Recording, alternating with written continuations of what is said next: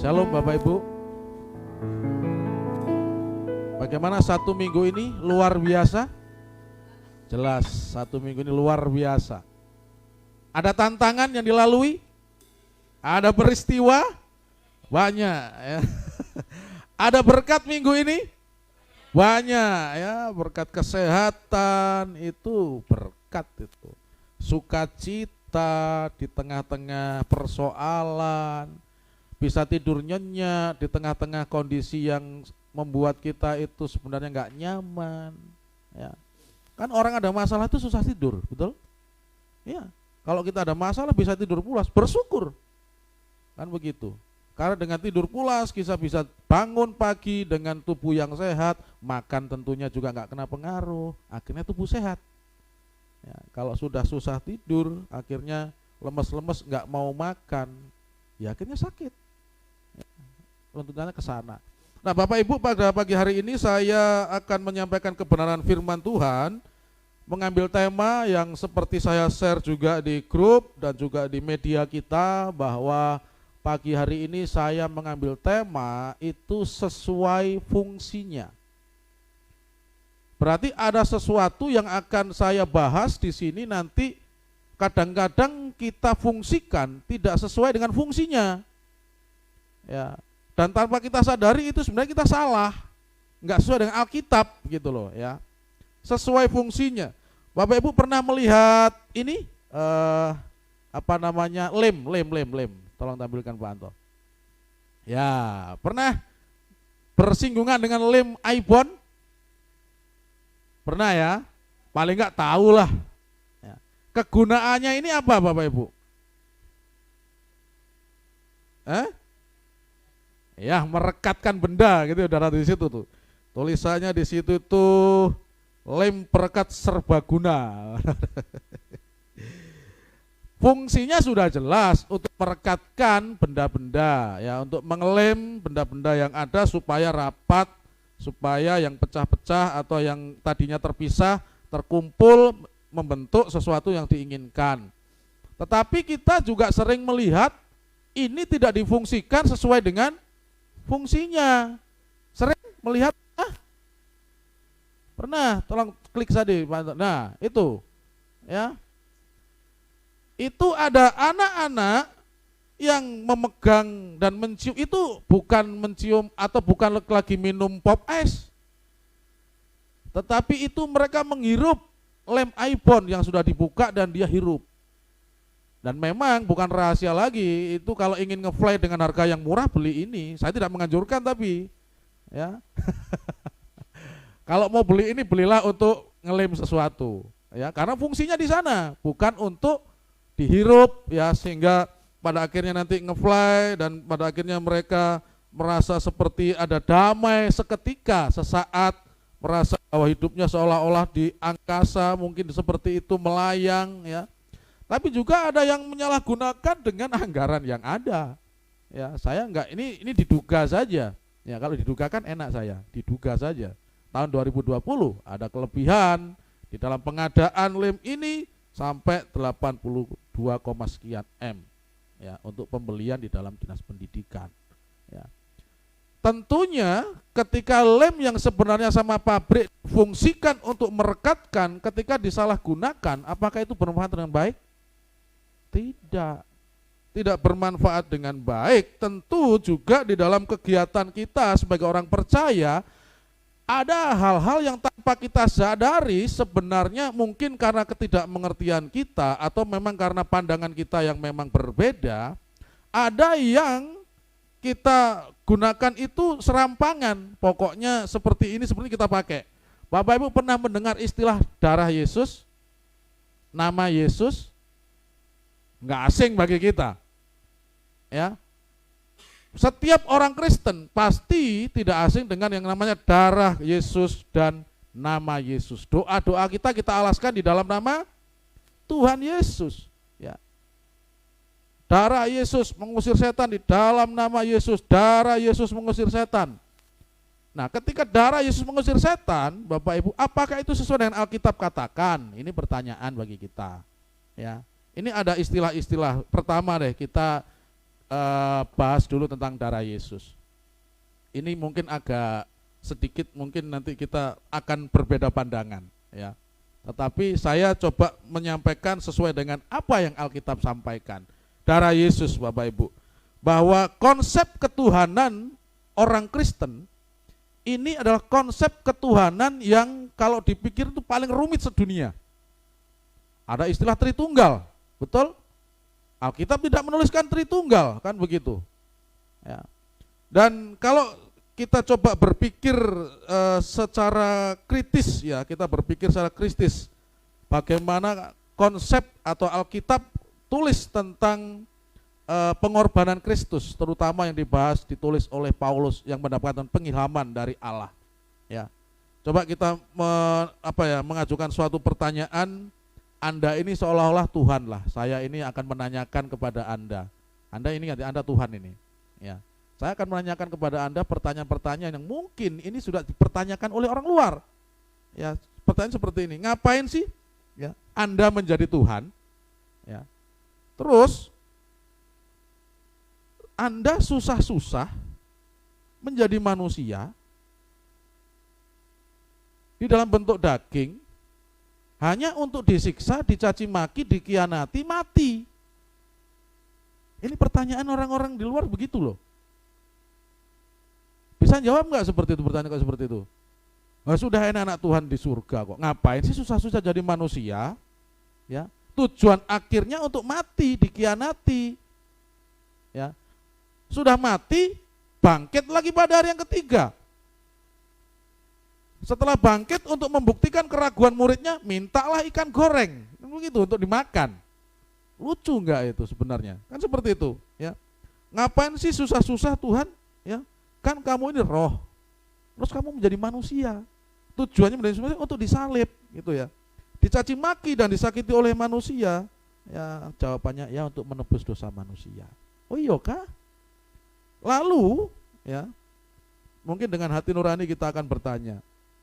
Terus pertanyaannya lagi seperti ini. Setelah engkau mati, ya, engkau kan hidup kembali. Dan selama engkau mati, ini siapa yang menggantikan posisimu sebagai Tuhan? Ini orang-orang di luar tanya seperti itu kepada kita ya. Itu pertanyaan-pertanyaan logis ya, dan kalau kita tidak mengerti kita nggak bisa jawab. Iya ya, berarti surga kosong kan begitu. Untuk sesaat surga kosong nggak ada nih. Tuhan mati kan begitu ya. Nah, ini perlu yang kita pahami Bapak Ibu. Terus setelah dia menjadi manusia kan bertemu dengan murid-muridnya. Nah, ketika bertemu dengan murid, kan muridnya sebagian ragu nih. Ya, kalau Bapak Ibu membaca dalam Lukas 24 ayat 42. Murid-muridnya ragu, lalu Tuhan Yesus berkatakan gini, ada makanan enggak? Ya, supaya aku makan nih. Karena hantu ini enggak punya tubuh, enggak punya tulang. Tetapi ini aku ada. Lalu murid-muridnya memberikan ikan goreng. Nah, ternyata ikan goreng kesukaannya Tuhan ini. Ya, ikan goreng, ikan bakar. Sudah itu. Ya, kalau di dalam Lukas ini ikan goreng, karena mungkin waktu itu murid-muridnya menyiapkan ikan goreng untuk persekutuan mereka. Ya, tetapi ketika mereka ada di danau lagi, ketika mereka putus asa menjaring, Tuhan Yesus menyiapkan ikan bakar. Ya, dibalas dengan ikan bakar. Memang enak, Bapak Ibu. Nah, kalau ini kita nggak bisa jawab, Bapak Ibu, mungkin inilah salah kesempatan bagi kita untuk kita bisa mungkin akan mempelajari ya. Jadi Tuhan itu kan menciptakan manusia, itu sudah umum kita tahu. Terus ketika menciptakan manusia, manusia kan jatuh dalam dosa, kan begitu. Apakah Tuhan nggak tahu kalau manusia mau jatuh dalam dosa? Sebagai Tuhan yang maha tahu, dia tahu. Makanya dia mengantisipasi dengan suatu janji, kan begitu. Ya, bahwa nanti ada keturunan wanita atau perempuan yang akan menginjak kepala ular, kan begitu. Nah, habis itu pertanyaannya adalah kembali lagi Bapak Ibu, kenapa dan ada apa dengan darah Kristus, kan begitu ya. Di dalam Taurat, di dalam perjanjian lama yang juga dikutip oleh yang diperkirakan penulisnya adalah Paulus di dalam Ibrani, Bapak Ibu, dikatakan kan seperti ini, bahwa menurut ajaran Yahudi perlu darah untuk pengampunan dosa. Karena di dalam pengorbanan korban-korban dan perjanjian lama, pengajaran-pengajaran orang Yahudi itu untuk mereka terbebas dari dosa memang harus ada darah yang tercurah di sana, ya. Nah, pertanyaannya kan begini nih. Apakah Allah ini memiliki tubuh dan darah? Nah, pertanyaannya kan di situ untuk masuknya ini. Bahwa manusia itu jatuh dalam dosa. Dan ketika Tuhan menutupi, ya, ketelanjangan manusia, Tuhan tidak memakai kulit pohon. Memang manusia waktu itu dia mengambil pohon, daun untuk menutupi ketelanjangannya, kan begitu. Tapi Tuhan tidak seperti itu maunya. Dia mengambil kulit binatang. Nah, ketika kulit binatang diberikan berarti harus ada darah di situ, kan begitu. Ya, ini simbolik dari penebusan yang ada. Dan terus dari situ ketika Tuhan memanggil Abraham nanti sampai ke Israel untuk penebusan darah, itu penebusan dosa itu selalu menggunakan korban. Berarti ada darah yang tercurah. Kan begitu. Nah, pertanyaannya, apakah Tuhan yang roh itu memiliki tubuh dan darah? Kan enggak punya. Satu-satunya cara dia harus memiliki tubuh dan darah, ya harus menjadi manusia. Menggenapi Kejadian 3 ayat 15. Kan begitu, ya. Keturunan perempuan karena dia tidak berbapak, tidak dihasilkan dari benih laki-laki. Ya. Siapa? Ya Yesus. Jauh loh Kejadian nanti sampai Matius, ya. Dan digenapi di dalam Maria. Sini saja apakah kita ragu? Enggak, saudara. Ini aja sudah suatu penegasan. Jadi untuk membuktikan, untuk menjawab nubuatan dia, untuk menghapus dosa manusia, harus ada darah yang tertumpah. Karena Allah tidak memiliki darah, dia harus berwujud menjadi manusia yang memiliki darah, yaitu di dalam diri Yesus. Sampai di sini dulu, ya. Dan ini diperjelas di dalam Ibrani 9 ayat 22. Dikatakan seperti ini, dan hampir segala sesuatu disucikan menurut hukum Taurat dengan darah. Dan tanpa penumpahan darah tidak ada pengampunan. Pertanyaannya, kalau Kristus nggak menjadi manusia, darahnya siapa yang akan tertumpah? Kalau Allah tidak mau menjadi manusia untuk mengampuni dosa yang sekali untuk selamanya itu, ya, Tuhan itu kan begini.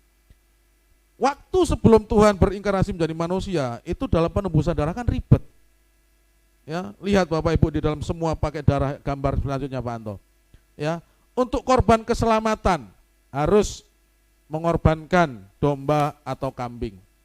Ya, kepala, tangan kita di kepala, terus ditaruh di kepalanya begini. Ya, lalu disembelih. Untuk korban penghapusan dosa itu harus lembu, tidak boleh kambing dan domba. Ya. Untuk korban penebusan salah harus pakai hewan, domba, dan juga ganti rugi kepada orang yang kita rugikan, yang kita sudah berbuat dosa dengan dia. Kalau Tuhan tidak berinkarnasi untuk melakukan korban sekali untuk selamanya, harga kambing dan harga lembu saat ini nggak tahu saya.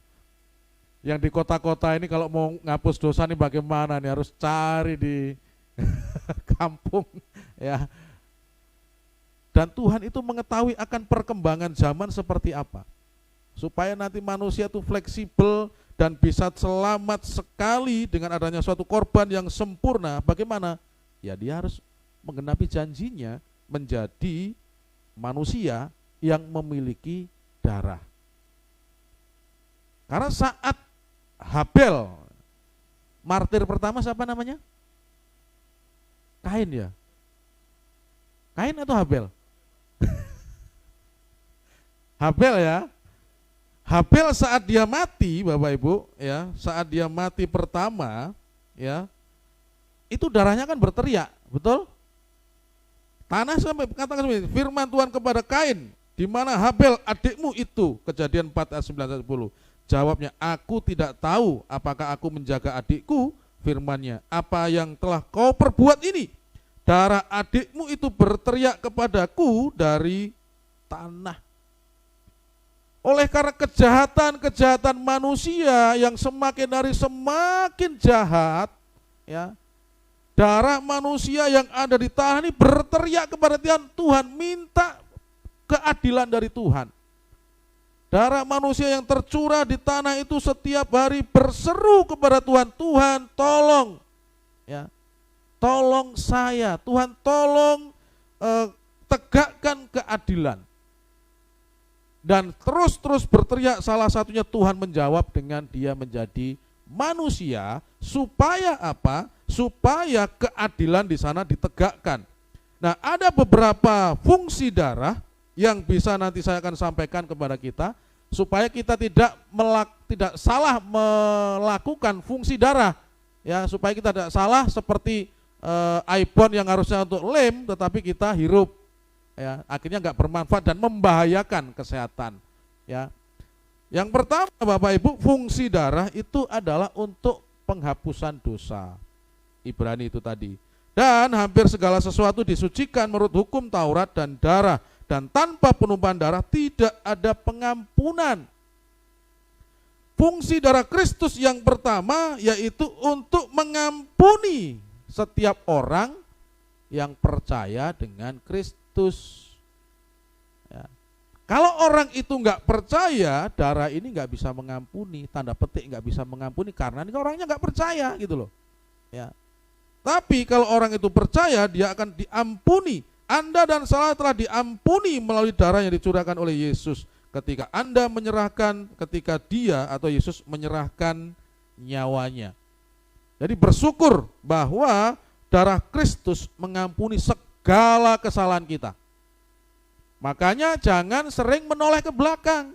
Maksudnya ke belakang ya, kalau orang ya nolehlah, maksudnya gini, jangan suka atau sering melihat masa lalu kita. Meratapi masa lalu yang sudah kita lalui. Buat apa? Tuhan sudah sucikan, sudah hapus itu. Ya. Fokuslah dengan masa depan. Yang kedua, fungsi darah yang kedua adalah menyucikan atau pembersihan, Bapak Ibu. Itu dalam Ibrani 9 ayat yang ke-14. Katakan seperti ini. Betapa lebihnya darah Kristus yang oleh Roh yang kekal telah mempersembahkan dirinya sendiri kepada Allah sebagai persembahan yang tak bercacat, akan menyucikan hati nurani kita dari perbuatan-perbuatan yang sia-sia, supaya kita dapat beribadah kepada Allah yang hidup. Hati nurani kita telah dibasuh oleh darah Yesus Kristus karena kita benar-benar telah disucikan dari segala dosa. Pertama, kita diampuni. Setelah diampuni, kita disucikan, Bapak Ibu. Ini tahapan berikutnya nih. Disucikan oleh apa? Oleh darah Kristus. Yang di sini dikatakan bahwa dia telah mengorbankan dirinya dengan sempurna sekali untuk selamanya. Tidak dilakukan berulang-ulang oleh imam-imam orang Yahudi. Ya, ketika melakukan itu dia masuk ke ruang Maha Kudus, ya, habis itu kalau enggak layak pun, kalau masih ada dosa dia langsung mati. Dan kalau imam-imam itu masuk ke ruang Maha Kudus dikasih tali di sini nih, atau di pokok tubuhnya kasih tali. Jadi masuk, karena saking kudusnya ruangan itu tidak boleh orang sembarangan. Kalau imam itu tidak tahir, Bapak Ibu, kalau imam itu tidak kudus, ya, nanti dia akan mati. Orang yang nolong nggak berani masuk, ditarik itu dari luar. Ini konteks perjanjian, ini orang Israel. Ketika seorang imam mau mempersembahkan masuk ke ruang Maha Kudus, dia ditarik, dikasih tali. Ya, kalau dia masih gerak-gerak ini, masih hidup, berarti di luar kan begitu aja nih, masih hidup tenang. Ya. Tapi kalau gini-gini kan kok nggak ada, wah ini meninggal ini, berarti dia telah melakukan hal yang tidak baik nih. Tarik. Ya. Dan kita sudah disucikan, ya. Bersyukur kita Bapak Ibu. Kalau misalkan Tuhan nggak berkorban, ya, dan hanya untuk orang Yahudi saja, nggak tahu kita seperti apa.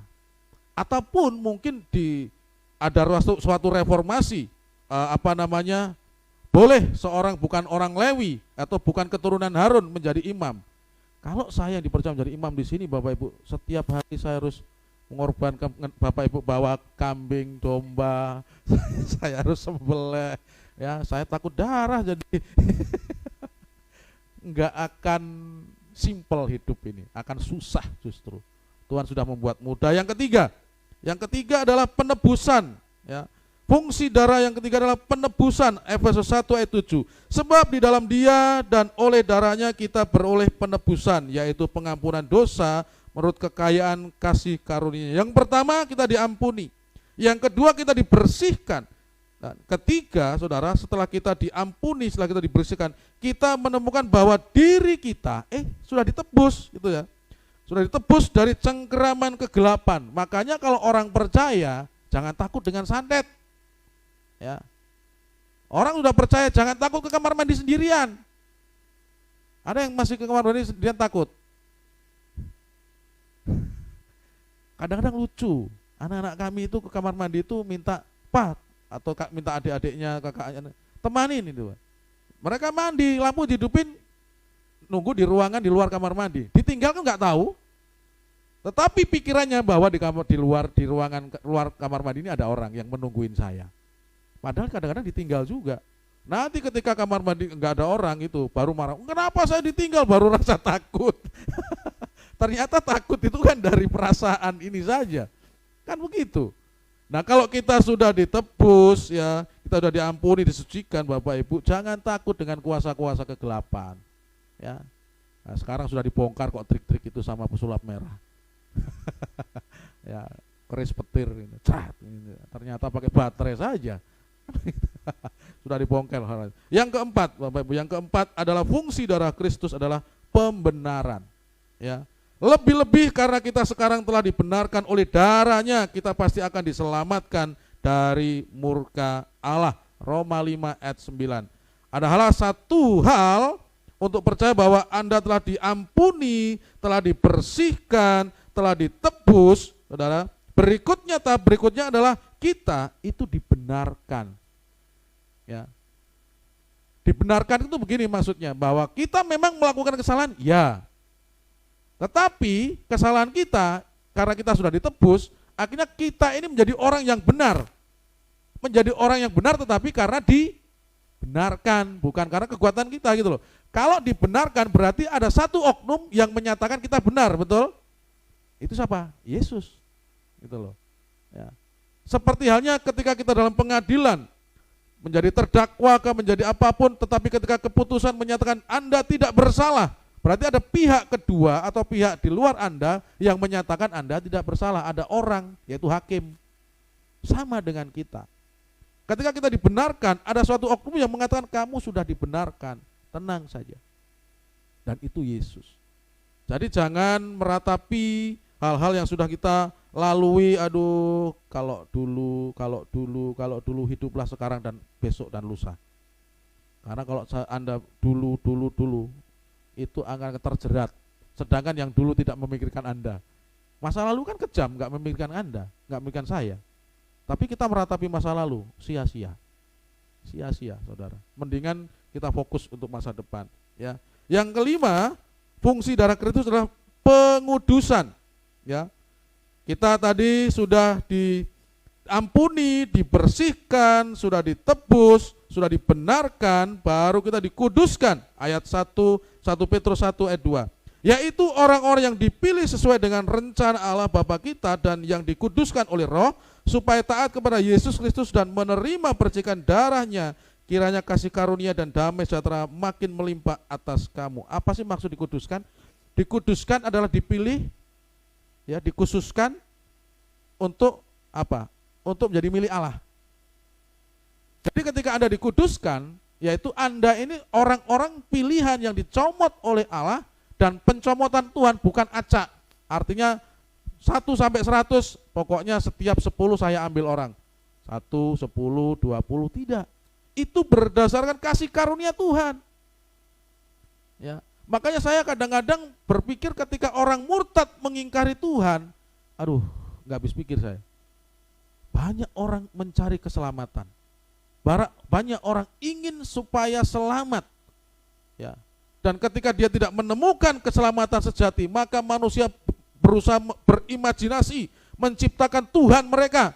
Makanya membuat patung yang nanti ada hidungnya panjang. Ya. Membuat patung lagi yang tangannya banyak. Karena mereka tidak menemukan konsep keselamatan, tidak menemukan bahwa di mana keselamatan. Maka dia menciptakan itu untuk menghibur ketakutan yang ada.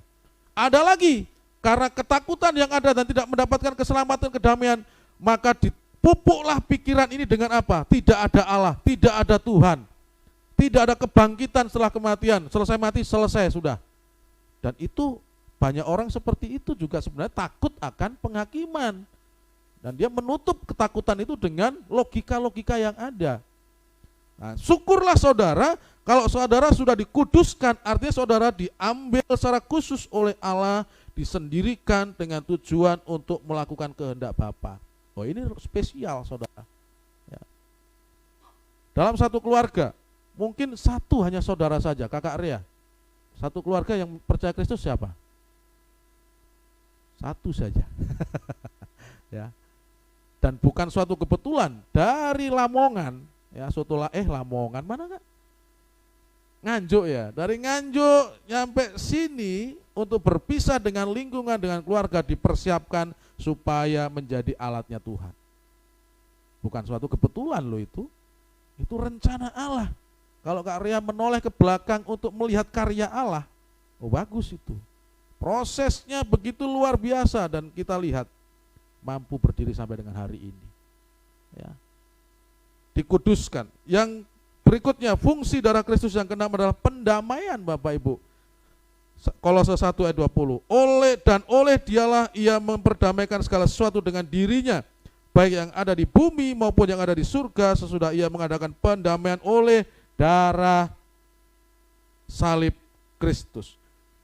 Karena darah Yesus kita dapat memiliki kedamaian yang sempurna. Ya, banyak orang kaya yang susah tidur, banyak orang kaya yang tidak bisa menikmati kekayaannya. Waktu di WBI saya sampaikan itu, ada orang yang kaya tetapi dia tidak ada karunia untuk menikmati, yang menikmati orang lain. Uangnya banyak, mau makan daging takut.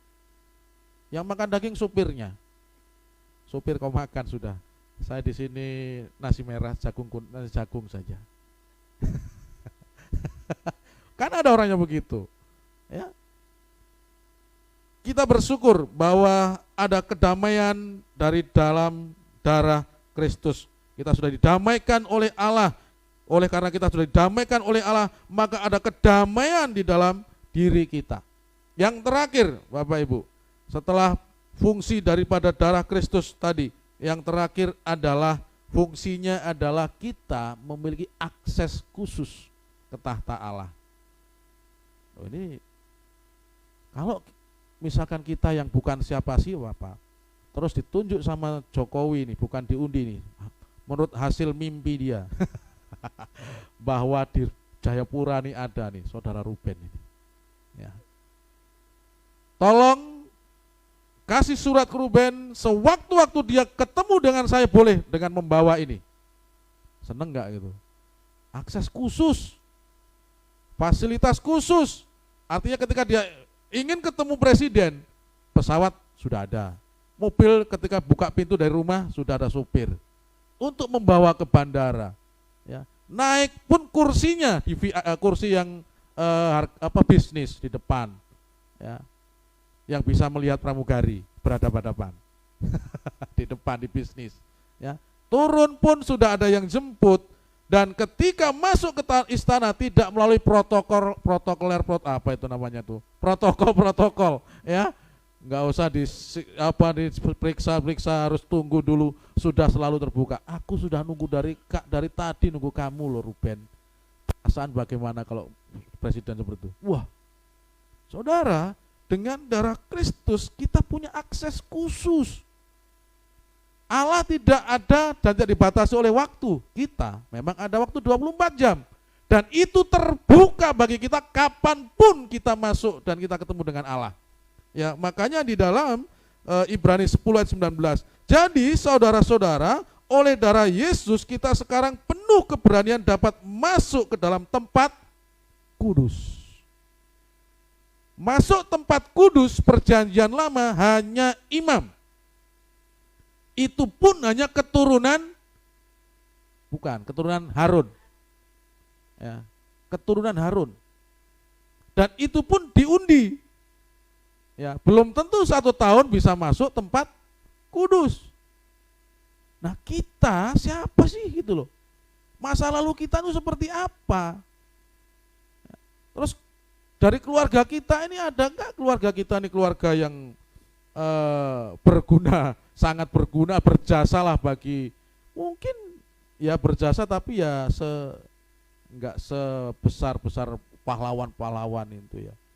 Tetapi Tuhan memberikan akses khusus untuk kita masuk ke tempat kudus. Nah, tempat kudus itu tempat Allah bersemayam. Dan melalui apa kita bisa masuk ke situ? Melalui darah Kristus dengan tahapan-tahapan yang sudah ada tadi. Lanjut Pak, tahapan-tahapan yang ada 7 tadi saudara, kita bisa mendapatkan akses khusus. Ya. Ada pengampunan, diawali dengan pengampunan dosa. Lalu ada suatu penyucian pikiran dan hidup kita, hati nurani kita. Ada penebusan, ada pembenaran, pengudusan, pendamaian. Baru ada akses masuk. Itu semuanya melalui darah Kristus. Ini loh fungsinya darah Kristus. Ya, boleh saya ambil kesimpulan fungsi darah Kristus adalah untuk apa? Fungsi darah Kristus itu lebih ke dalam status kita. Ya.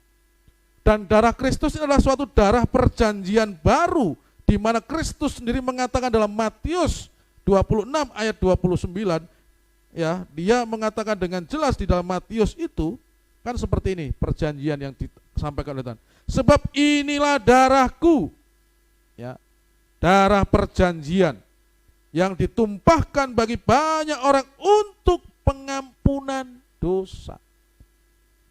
Jadi darah Kristus, saudara, adalah untuk mengampuni dosa.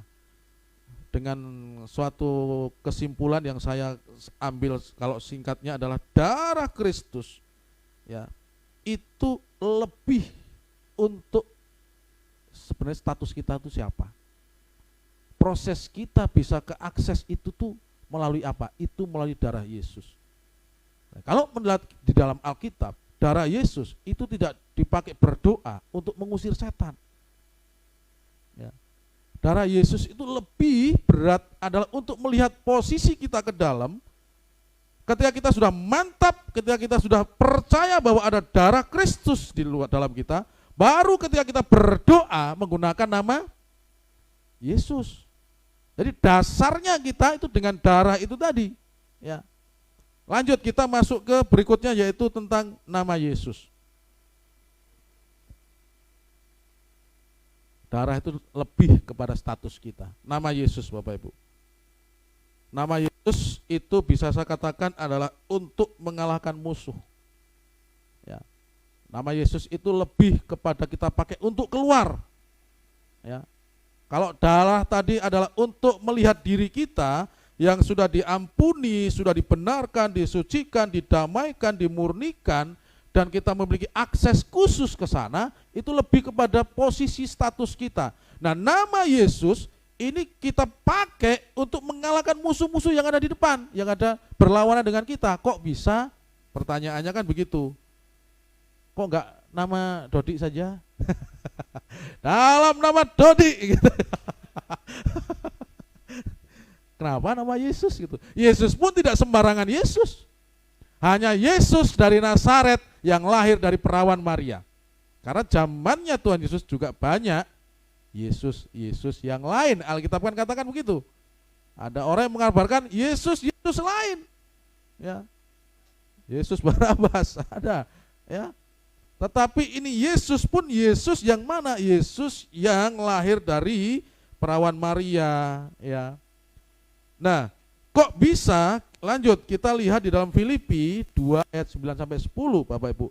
Nama Yesus adalah nama di atas segala nama. Untuk itulah kita berdoa di dalam nama Yesus, karena nama ini berkuasa. Itulah sebabnya Allah sangat meninggikan dia dan mengaruniakan kepadanya nama di atas segala nama, supaya dalam nama Yesus bertekuk lutut. Apa di situ? Segala yang ada di langit dan yang ada di atas bumi dan yang ada di bawah bumi. Ya. Dan segala lidah mengaku Yesus Kristus adalah Tuhan bagi kemuliaan Allah Bapa. Dengan kita memahami dan membaca firman ini, Bapak Ibu, untuk kita melawan musuh yang ada di hadapan kita. Ingat ya, musuh kita bukan tetangga kita loh ya. Musuh kita adalah roh-roh, ya, penguasa-penguasa di udara, ya, Tante Lucy dan Fer. Fernya di sini. Saya sebenarnya nggak mau nunjuk, Wendo begini jadi. Ya, itu musuh kita dan dia bisa menyerupai apa saja. Dia bisa membuat mukjizat, Alkitab katakan. Dia bisa menyerupai sebagai malaikat terang. Ya. Di teman-teman sebelah itu ada ilmu hitam, ilmu putih, ilmu merah. Gitu. Kayak ini penggemarnya ini nih, si merah sama ini. Ya. Supaya dalam nama Yesus bertekuk lutut segala yang ada. Segala yang ada berarti segala sesuatu yang berlawanan dengan iman kita, yang membuat kita itu istilahnya jatuh bangun di dalam iman, itu dapat kita lawan dengan nama Yesus saja. Nggak ada yang lain. Ya. Sakit hati, bagaimana? Ya. Kamu usir sakit hati dalam pikiran nanti, enggak seperti itu, beda lagi. Itu harus memahami firman. Ya, firman katakan apa dan baru ya berdoa, Tuhan di dalam namamu aku mampu untuk mengalahkan sakit hati ini. Tuhan di dalam nama Yesus aku mampu untuk melangkah dan mengatakan kau kuampuni. Dalam nama Yesus ada kuasa. Berikutnya Bapak Ibu yang kedua, kenapa dalam nama Yesus untuk fungsi nama Yesus adalah Kolose 3 ayat 17. Karena berkuasanya nama Yesus di atas segala yang ada, baik di surga, di bumi yang di atas maupun yang di bawah, Tuhan memerintahkan kepada kita untuk segala sesuatu yang kita lakukan dan katakan dan perbuat. Coba ini, ya, segala sesuatu yang kamu lakukan dengan perkataan, ya, dengan perbuatan, lakukanlah itu semuanya di dalam nama Tuhan Yesus. Jadi kalau ada yang sakit, doanya doa di dalam nama Tuhan Yesus. Kadang-kadang ketidakpengertian kita berdoa di dalam darah Yesus. Ya. Sembuh, memang oleh bilur-bilur Kristus. Apa sih bilur itu? Luka yang panjang. Bilur itu bukan darah. Ya. Jadi pemahaman ini harus kita, mungkin yang kemarin-kemarin karena ketidaktahuan kita, Tuhan memahami itu. Inilah yang Alkitab katakan semakin banyak tahu, semakin banyak dituntut. Kan begitu. Ya, jadi nanti Bapak Ibu, kadang-kadang saya pun masih kadang-kadang keceplosan juga berdoa. Aduh Tuhan, kan darahmu itu untuk status saya dan saya sudah seperti ini. Dan Tuhan memerintahkan untuk melakukan segala sesuatu, baik yang saya katakan, yang saya perbuat, itu dikatakan di dalam nama Yesus. Ini perintahnya. Jadi kalau kita berdoa pun, makanya kita berdoa, kita akhiri di dalam nama Tuhan Yesus. Ini kita melakukan firman Allah. Ada beberapa contoh Bapak Ibu. Di dalam Markus 9 ayat 38. Ada firman Tuhan mengatakan begini. Kata Yohanes kepada Yesus, kecil ya, Guru, kami lihat seorang yang bukan pengikut kita mengusir setan demi namamu. Nama siapa ini? Nama Yesus. Ya. Lalu kami cegah orang itu karena ia bukan pengikut kita. Orang yang tidak bersama, ini pandangan murid loh, bukan pandangan Kristus loh ya. Kalau Kristus kan begini, orang yang tidak menentang kita, berarti itu orang yang sama dengan kita. Kalau Kristus gitu. Ini pandangannya muridnya. Pandangan muridnya bahwa ketika orang ini tidak segerombolan atau tidak sekumpulan dengan Yesus, ini orang ini bukan pengikut Kristus. Tetapi kalau orang ini sampai bisa mengusir setan demi nama Tuhan, ya, dia itu beriman kepada Kristus. Ya. Berikutnya, contoh berikutnya, Kemudian ke-70, Lukas 10 ayat 17. Kemudian ke-70 murid itu kembali dengan gembira dan berkata, Tuhan, juga setan-setan takluk pada kami demi namamu. Ini Kristus belum mati dan bangkit loh, sudah namanya sudah berkuasa. Kristus masih tinggal di dunia, sudah berkuasa. Apalagi ketika dia sudah mati, sudah bangkit, sudah naik ke surga, ya kuasanya sih sama, ya. Tetapi waktu dia belum menyelesaikan visinya di atas kayu salib, itu namanya sudah berkuasa. Sudah ada kejadian-kejadian yang ketika orang memberitakan dan mengusir setan di dalam nama Yesus, itu bisa sembuh, bisa terusir. Begitu juga di dalam Kisah Para Rasul 3 ayat 6 sampai 7. Tetapi Petrus berkata, emas dan perak tidak ada padaku, tetapi apa yang kupunyai kuberikan kepadamu. Demi nama Yesus Kristus orang Nazaret itu berjalanlah. Lalu ia memegang tangan kanan orang itu dan membantu dia berdiri. Seketika itu juga kuatlah kaki orang ini. Dari beberapa contoh orang yang disembuhkan, orang mengusir setan, mereka Alkitab mengatakan dari 3 kejadian ini aja, itu mengatakan nama Yesus. Tidak ada di dalam darah Yesus. Tentunya ini yang menjadi juga pemahaman kita, Bapak Ibu.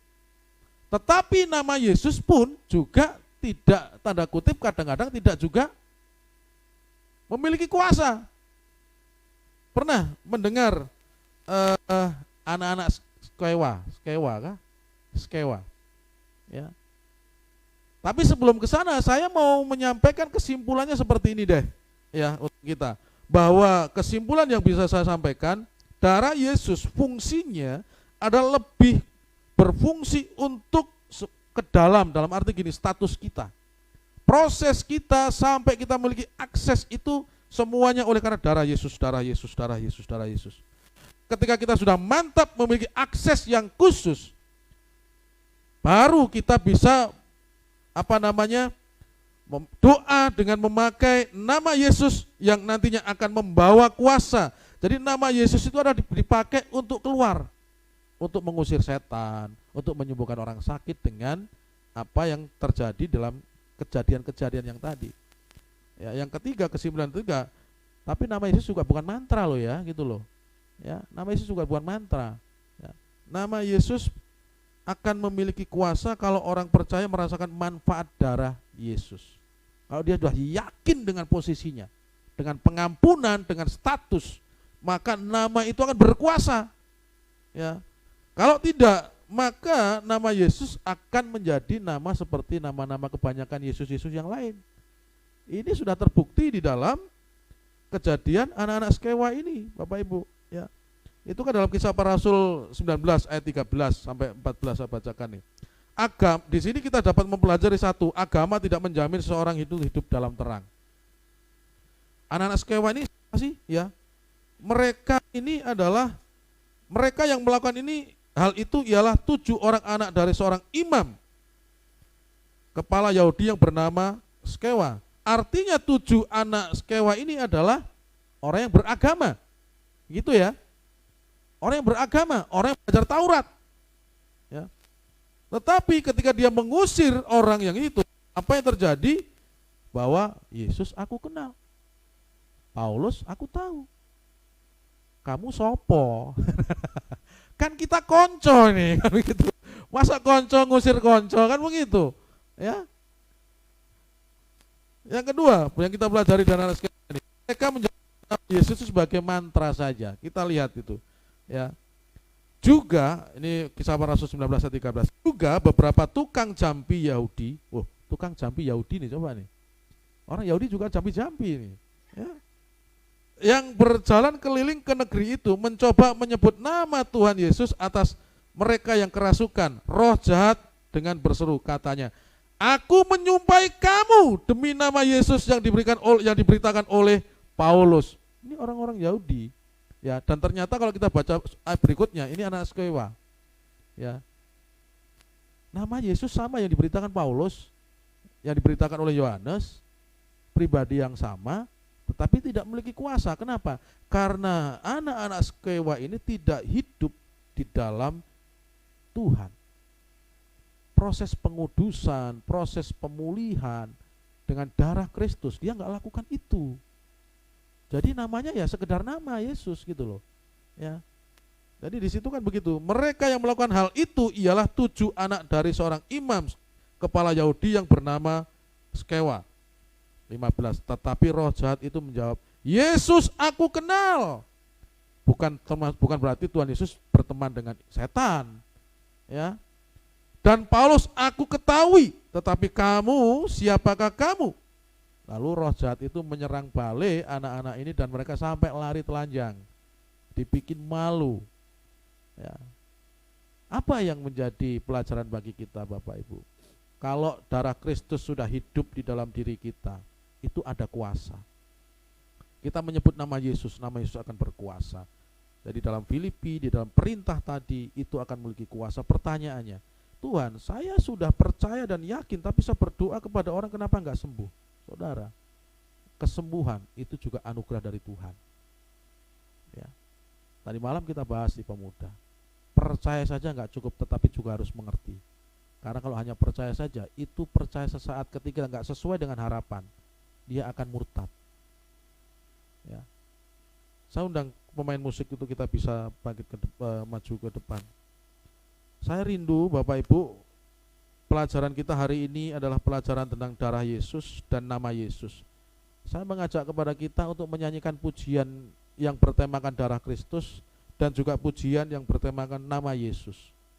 Saya rindu melalui pujian ini semakin menambah dasar iman kita, ya, dan kita semakin menyadari bahwa di dalam diri kita itu mengalir darah Kristus yang sangat berkuasa, sehingga dengan darah itu ketika kita memberkati orang, ketika kita berdoa untuk orang dengan nama Kristus, itu ada mukjizat yang terjadi.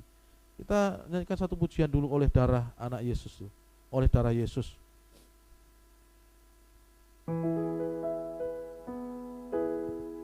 Mari kita tundukkan kepala, kita renungkan firman Allah ini.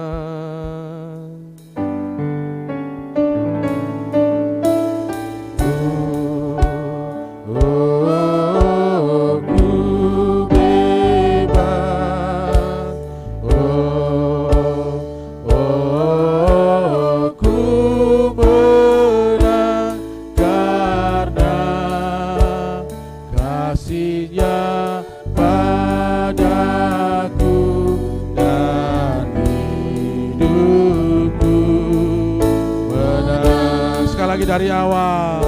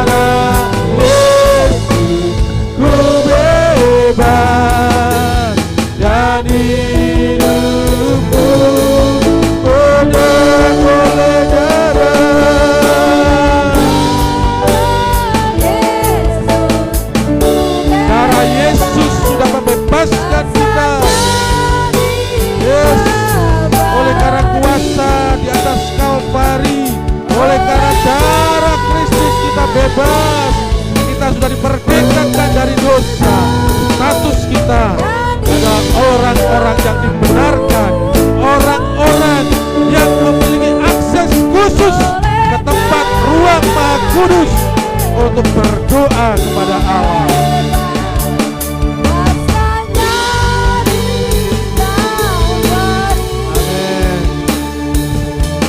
Oleh darah Yesus ku bebas dan hidupku benar, dan hidupku benar, dan hidupku benar.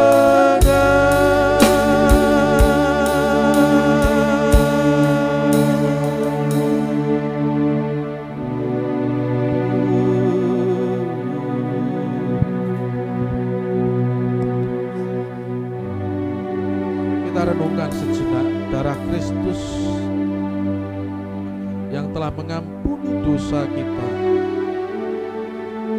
darah Kristus yang telah menyucikan hati dan pikiran kita, darah Kristus yang telah menebus, darah Kristus yang telah membenarkan kehidupan kita, darah Kristus yang telah menguduskan, telah memanggil kita untuk dikhususkan bagi kerajaan Allah. Darah Kristus yang telah mendamaikan sehingga kita tidak lagi berseteru dengan Allah Bapa, sehingga kita pada akhirnya memiliki akses khusus untuk bertemu dengan Allah setiap saat, setiap waktu. Saudara, kita sudah dibuat istimewa oleh darah Kristus. Kita sudah dibuat sedemikian luar biasa oleh darah Kristus. Masihkah kita mau hidup yang biasa-biasa saja? Masihkah kita masih hidup dengan keluhan-keluhan, dengan intimidasi-intimidasi kuasa-kuasa kegelapan? Saudara, darah Kristus telah menjadikan kita orang yang spesial. Ditambah lagi nama Kristus yang penuh dengan kuasa. Kita percaya, saudara, apapun yang kita imani, yang kita doakan di dalam nama Yesus, itu memiliki kuasa yang luar biasa. Karena nama Yesus berkuasa, untuk itulah firman Allah mengatakan, dan segala sesuatu yang kamu lakukan dengan perkataan atau perbuatan, lakukanlah semuanya itu di dalam nama Tuhan Yesus Kristus. Dalam nama Yesus ada kesembuhan. Amin. Haleluya. Dalam nama Yesus ada kesembuhan. Dalam nama Yesus ada keselamatan. Yang buta melihat, yang lumpuh berjalan. Dalam nama Yesus ada mujizat. Sekali lagi dari awal, tanyakan pujian ini. Dalam nama Yesus ada kesembuhan. Dalam nama Yesus ada keselamatan. Yang buta melihat, yang lumpuh berjalan. Dalam nama Yesus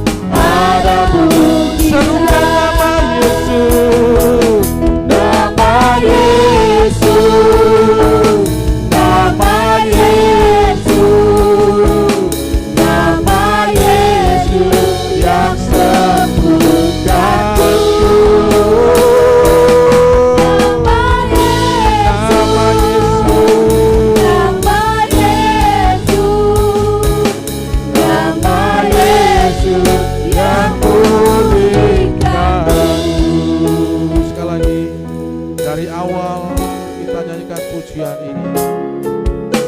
Dalam nama Yesus ada kesembuhan. Imani pujian ini. Karena memang di dalam nama Yesus ada kesembuhan. Di dalam nama Yesus ada keselamatan. Dan yang tercatat dalam Alkitab, yang buta melihat oleh karena nama Yesus, yang lumpuh bisa berjalan oleh karena nama Yesus. Sekali lagi dari awal, dalam nama Yesus. Dalam nama Yesus ada kesembuhan. Dalam nama Yesus ada keselamatan. Yang buta melihat, yang lumpuh berjalan. Dalam nama Yesus ada mujizat.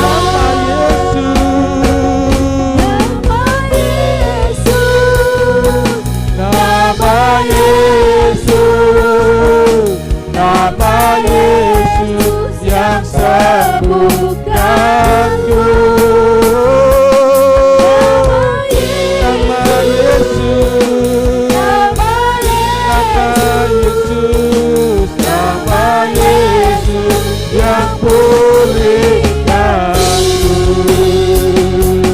Nama Yesus, nama Yesus, nama Yesus yang sembuhkanku.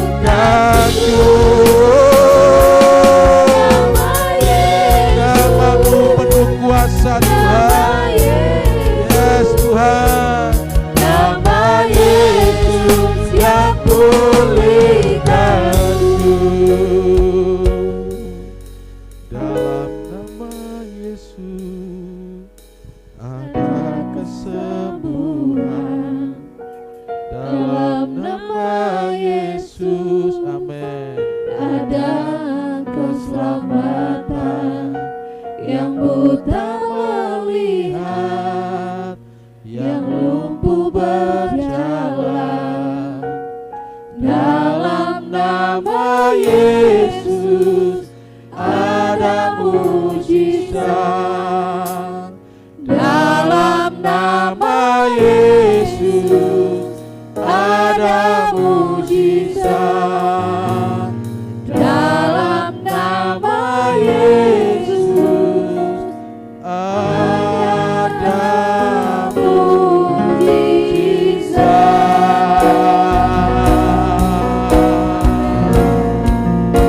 Kami percaya, amen, di dalam nama Yesus ada kesembuhan.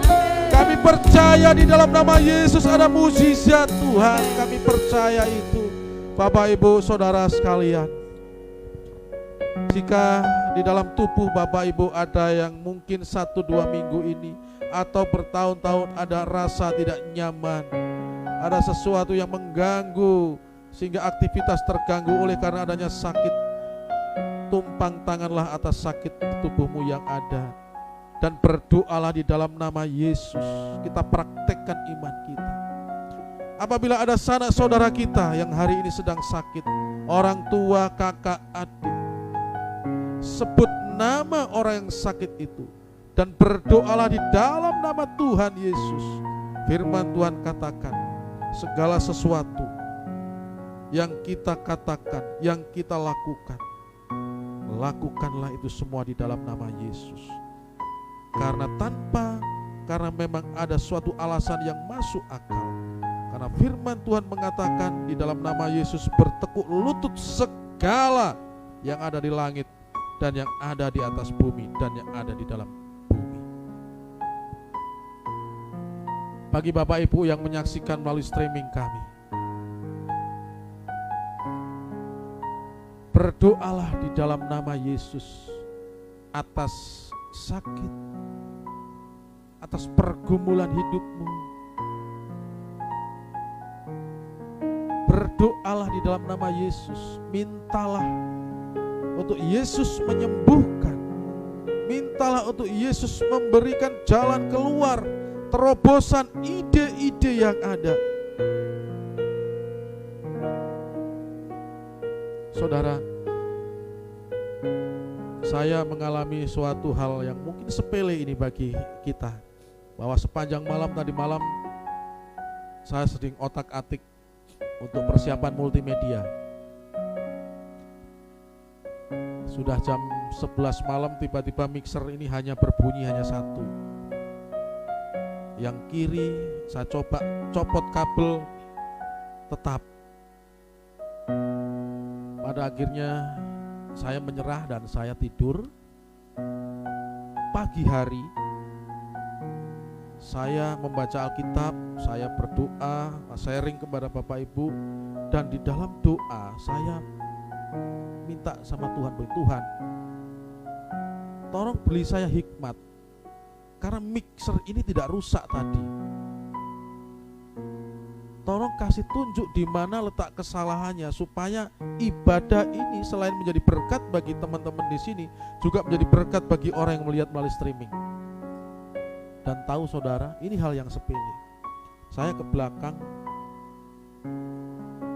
ternyata saya salah menancapkan suara dari komputer itu ke mono, saudara, tidak ke yang stereo. Itu sepanjang malam saya sudah sampai pusing. Saya WA Pak Ruben, saya sampai kirim video ke Pak Anto. Tetapi ketika saya hal yang seperti ini saja, saya minta ke Tuhan, Tuhan kasih hikmat. Mungkin ini lucu baik, tapi ini Tuhan jawab, saudara. Dan percayalah bahwa pergumulan-pergumulan saudara saat ini, mintalah itu di dalam nama Tuhan Yesus. Tuhan akan menjawab. Tuhan akan menjawab karena Dia bertanggung jawab atas namanya yang penuh dengan kuasa. Tuhan tidak akan mempermalukan namanya dipakai orang sembarangan. Sepanjang yang berdoa hidup dan sudah dibenarkan di dalam darah Yesus, saudara berdoa ada kuasa nama Yesus. Terima kasih. Terima kasih Tuhan Yesus, terima kasih. Firman sudah hamba-Mu sampaikan kepada setiap kami. Nah, selanjutnya kami mau mempraktekkan dalam kehidupan kami sehari-hari. Roh Kudus tolong mampukan kami untuk mempraktekkan dan beri kami daya ingat yang baik. Karena kami yakin ketika kami pulang dari gereja dan ketika kami beraktivitas, kami akan diperhadapkan dengan persoalan, kami akan diperhadapkan dengan kesusahan, kesulitan, dan kami juga diperhadapkan dengan berkat-berkat yang ada. Dan kesemuanya itu biarlah menjadi satu paket bagi kami, untuk kami tetap mengucap syukur dan terus berdoa di dalam nama Tuhan Yesus. Terima kasih Allah, terpujilah nama-Mu. Selanjutnya Tuhan, kami akan melakukan perjamuan kudus. Kami masih tetap menyerahkan perjamuan ini ke dalam tangan-Mu. Dan di dalam nama Tuhan Yesus kami berdoa, haleluya, amin.